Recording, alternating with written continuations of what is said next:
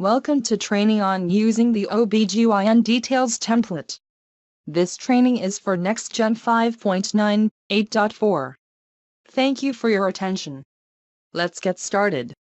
OB/GYN Details is available on the lower left side of the patient information bar if your patient is a female patient over age 9. To access, click on the link to open. If information has already been entered, such as the last menstrual period, it will show on the OB/GYN synopsis. Historical information will also populate, such as last PAP, last mammogram, etc. Enter any additional information as needed, such as menopause details or surgeries if applicable. Be sure to double-check the birth control method. If it is not correct, it can be updated here by clicking in the appropriate field. The first field is for the method the patient was using when she arrived for her appointment. The second field is the method she left with. For example, if a patient had an intrauterine device implanted at this visit, the IUD should be in the second field. The birth control information is often populated from other areas in NextGen, but it can be reviewed and/or updated here. The OB/GYN Details also has a grid specifically to record PAP details. To enter PAP results, click on the Add Update Detail button below the grid. On the pop-up, enter PAP information starting with the screening date. The screening performed cannot be selected without first entering the date. Notice an approximate date is allowable. Once the date has been populated, click in the PAP screening performed field and select from the list. If you are entering historical information provided by the patient, you should also scan the document into the patient's chart.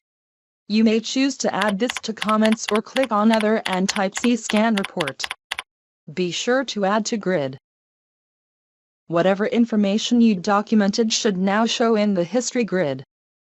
Click to close the PAP details.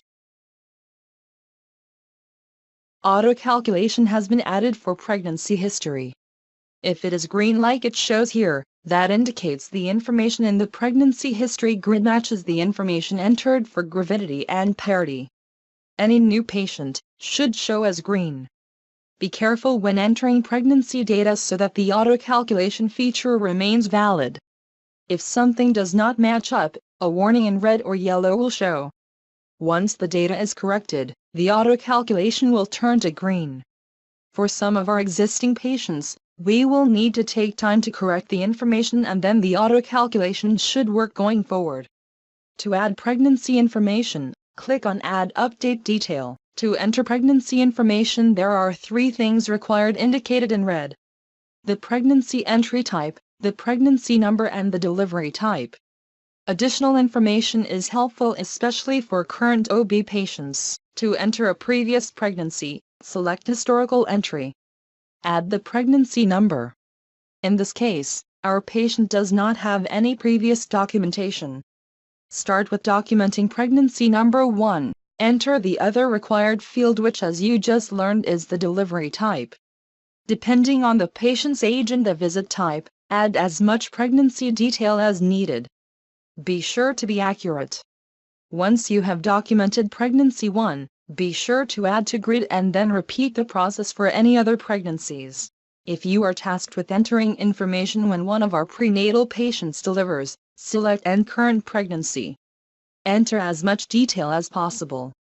In addition to the required fields, take time to enter the baby's date of birth, gender, gestation age, weight, and other pertinent delivery information. Add to grid. If the new baby's race and ethnicity has not been captured before in NextGen, a pop-up will ask you to provide that information. Click Yes. This information is important for reporting purposes. Document the information by clicking in each of the fields and selecting from the list. Then, save and close. The data you entered for historical pregnancies or to end a current pregnancy should all show in the grid. The data captured will also fill in the gravidity and parity. Gravida is the number of times pregnant and para is the outcome. This information shows in the boxes at the top of the pregnancy history grid. Save and close. Please note, you can access OB confidential information using the hyperlink on the OB/GYN Details. Information here includes sexual practices, abuse and other potentially sensitive items. Enter appropriate data and click OK. Remember to alert the provider if any concerns such as abuse come up. Once you have documented everything important to the current visit, click Save and Close to close the OB/GYN details. Thank you for completing this training. You should now know what information can be reviewed and documented using the OB/GYN details. This video can be found in Policy Tech if you need to refer back to it. If you have questions or concerns on the documentation you just viewed, please submit a help desk ticket.